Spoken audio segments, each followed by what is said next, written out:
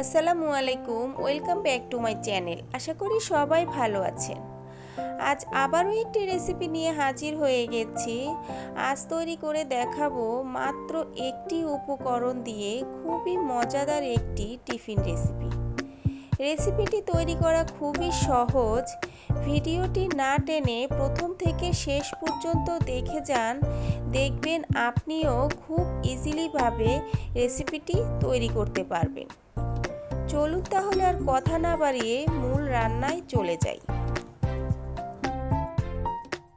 এর জন্য প্রথমে আমাদের লাগবে আলু। এখানে আমি আলুগুলো সেদ্ধ করে ভালোভাবে ছিলে নিয়েছি। এখন সবগুলো আলু ভালোভাবে একসাথে ম্যাশ করে নিতে হবে।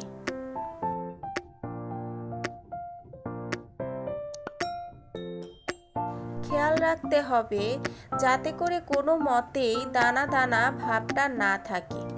যতটুকু সম্ভব একদম মিহিভাবে ম্যাশ করে নিতে হবে। আলু ম্যাশ করা হয়ে গেছে। এখন এর মধ্যে আমি কয়েক পিস পাউরুটি দিয়ে দিব। এখানে আমি 4 পিস পাউরুটি নিয়েছি। পাউরুটিগুলো সাইডের ব্রাউন অংশ কেটে নিয়েছি। আপনারা চাইলে ব্রাউন অংশ সহই নিয়ে নিতে পারেন। আমি সৌন্দর্যের জন্য সাইডের ব্রাউন অংশটুকু কেটে নিয়েছি। এখন পাউরুটিগুলো ছোট ছোট টুকরো করে ছিঁড়ে আলুর সাথে ভালোভাবে ম্যাশ করে নিতে হবে।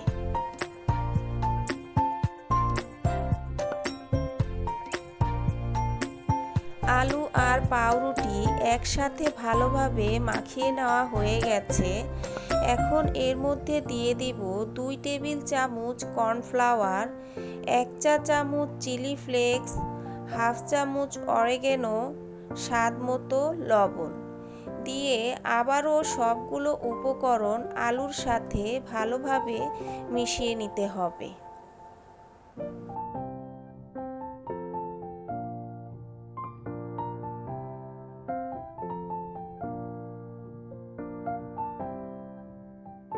মেশানো হয়ে গেছে। এখন এর মধ্যে দিয়ে দিব সামান্য কিছু পেঁয়াজ বেরেস্তা। বন্ধুরা, এখানে উপকরণগুলো একসাথে না দিয়ে ধাপে ধাপে দেওয়ার চেষ্টা করবেন, তাহলে আপনার আলুর ডোটা খুবই সফট হবে। সব শেষে দিয়ে দিব সামান্য একটু তেল। তেলটা দিয়ে ভালোভাবে সবগুলো উপকরণ আবারও ভালোভাবে মিশিয়ে নিতে হবে। মেশানো হয়ে গেলে এখন ছোট ছোট কয়েকটি টুকরো করে নিতে হবে।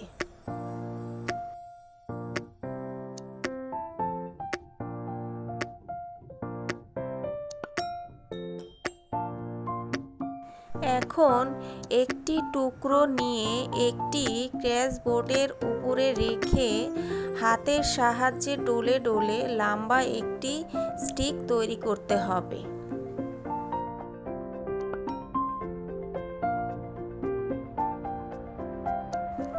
এরপর একটি ছুরির সাহায্যে ছোট ছোট টুকরো করে কেটে নিতে হবে।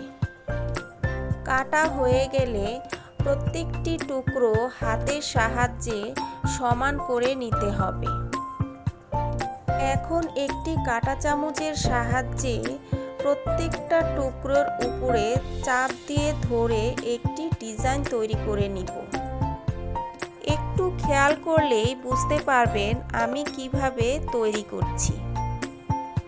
একইভাবে সবগুলো নাস্তা বানিয়ে নিব। এখন এগুলো ভেজে নেওয়ার পালা।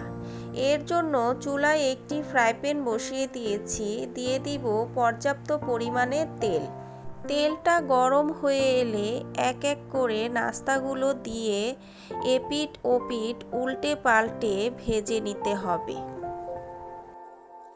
চুলার হিটটা মিডিয়াম টু লোতে রেখে মুচমুচে করে ভেজে নিতে হবে।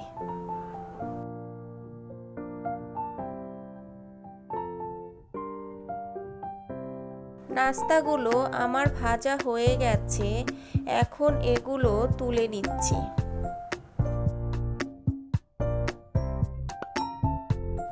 তৈরি হয়ে গেছে খুবই মজাদার একটি বিকেলের নাস্তা বা বাচ্চাদের স্কুলের টিফিন রেসিপি। বাসায় যদি আলু থেকে থাকে এক্ষুনি রেসিপিটি তৈরি করে বাচ্চাদের সাথে শেয়ার করুন। আর কেমন হয়েছে আমাকে কমেন্ট করে কমেন্ট বক্সে জানাতে ভুলবেন না। রেসিপিটি যদি ভালো লেগে থাকে তাহলে একটি লাইক, কমেন্ট ও বেশি বেশি শেয়ার করে দিবেন। আল্লাহ হাফিজ।